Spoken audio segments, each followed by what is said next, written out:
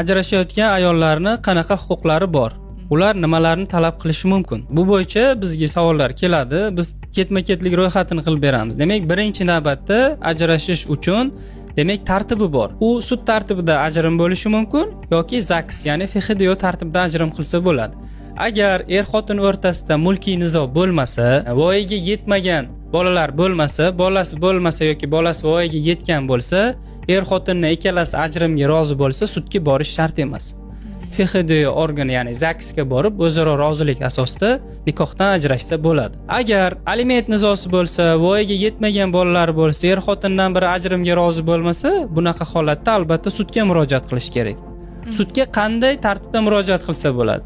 Sudga o'zi yashab turgan hududdagi fuqarolik ishlari bo'yicha tumanlararo sudga yoki javobgar turmush o'rtog'i yashab turgan hududdagi sudga murojaat qilsa bo'ladi. Sudga qanday ariza bilan murojaat qilinadi? Sudga nikohdan ajratish bo'yicha da'vo ariza bilan murojaat qilish kerak. Demak, da'vo arizani qayerdan olish mumkin?